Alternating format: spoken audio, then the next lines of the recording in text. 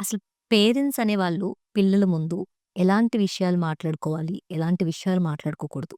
మీరే చెప్పారు. ఎలాంటి విషయాలు మాట్లాడుకోవాలి, ఎలాంటి విషయాలు మాట్లాడకూడదు. First point. ఎలాంటి విషయాలు మాట్లాడకూడదు అంటే మాత్రం ఈళ్ళు అవును. డ్రైవింగ్ లైసెన్స్ ఎప్పుడిస్తారండి? 18 ఇయర్స్. హ్మ్. ఓటు హక్కు ఎప్పుడిస్తారు? 18 ఇయర్స్. హ్మ్. అలాగే పిల్లల ముందు కొన్ని విషయాలు ఏవైతే వాళ్ళ మైండ్‌సెట్ మెచ్యూరిటీ అవ్వదో ఆ విషయాలేవి మాట్లాడకూడదు. ఫస్ట్ పాయింట్ దాంట్లో. బంధువుల గురించి, స్నేహితుల గురించి, "అరే! నా ఫ్రెండ్ సుబ్బారావు ఉన్నాడు చూసావా? తలకు మాసినోడురా వాడంత పనికిమాలినోడు లేడు. వాడొచ్చి ప్రతిసారి మన ఇంట్లో చేసే రచ్చ లేకుంటే నాకు డబ్బులివ్వాలి ఇలాంటి వేస్ట్ అని చెప్పి పిల్లల ముందు మాట్లాడనుకో. ఇంకోసారి సుబ్బారావు అంకుల్ రాంగానే, "నువ్వేనా సుబ్బారావు అనుకున్నా మా డ్యాడీ చెప్పింది నీ గురించేనా? నువ్వు ఆ పనికిమాలినోడివి నాకు తెలుసు" అని చెప్పి. హ్మ్. ఏమైనా మంచోడే అయ్యుండొచ్చు కదా! అసలు పిల్లల ముందు థర్డ్ పర్సన్ గురించి మనం మాట్లాడకూడదు. ఓకే. ఒకవేళ పాజిటివ్ మాట్లాడాలంటే మాత్రం పిల్లల ముందే మాట్లాడాలి. ఈరోజు నేను ఈ స్థాయిలో మనం ముగ్గురం కూర్చొని కుటుంబంలో తింటున్నామంటే, ఆ సుబ్బారావు గారు నాకు ఆ రోజు అవకాశం ఇవ్వబట్టి ఈరోజు మనం కూర్చొని తింటున్నాంరా. నిజంగా ఆయన దేవుడు. అంటే ఒక వ్యక్తి గురించి పాజిటివ్ మాట్లాడాలంటే పిల్లల ముందే కూర్చొని మాట్లాడండి. నెగెటివ్ మాట్లాడాలంటే మాత్రం పిల్లల ముందు మాట్లాడకండి. ఇలాగే ఏ సందర్భం అయినా మీరిద్దరూ కొట్టుకోవాలన్నా గూడా ఎళ్లి రూమ్‌లోకెళ్ళి గోడకేసి తలలో బాదుకొని కొట్టుకొని చచ్చిపోండి. కానీ పిల్లల ముందు మాత్రం నాకు నువ్వు చెప్పే ఈ పాయింట్ నచ్చట్లేదు. బట్ మనిద్దరం దీని గురించి సాల్వ్ చేద్దాం అని చెప్పి డిస్కషన్ రూపంలో ఉండాలి తప్ప ఆర్గ్యుమెంట్ రూపంలో ఉండకూడదు.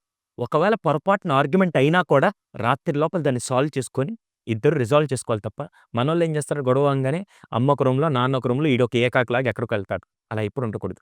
ఆర్గ్యుమెంట్స్ అవ్వాలి. కానీ అది హెల్తీ డిస్కషన్ లాగా డే ఎండ్ అయిపోయే లోపల ఎండ్ అయిపోవాలి. ఒక పాప హ్మ్. కజిన్‌కి వాళ్ళ హ్మ్. నానమ్మ ఎక్కువ చాక్లెట్స్ ఇచ్చింది. తినకు ఒకటే చాక్లెట్ ఇచ్చింది. హ్మ్. ఇచ్చినప్పుడు ఈ అమ్మాయి ఏంటంటే, నాని చూడు పార్షియాలిటీ చూపిస్తుంది. అంటే నానమ్మ పార్షియాలిటీ చూపిస్తుందని చెప్పి వాళ్ళ మదర్‌కి హ్మ్. చెప్పింది. ఆ టోన్ కూడా ఆ ఎక్స్‌ప్రెషన్స్ కూడా ఒక డిఫరెంట్‌గా ఉన్నాయన్నమాట. అంటే నాకే వియర్డ్‌గా అనిపించింది. హ్మ్. మళ్ళీ వచ్చి వాళ్ళ మమ్మీనే తిడుతుంది. అలా మాట్లాడొచ్చా? పార్షియాలిటీ అది ఇది అని తిడుతుంది. అసలిక్కడ పేరెంట్స్ తప్ప, ఆళ్ళ మమ్మీ తప్ప, ఆ పాప తప్ప?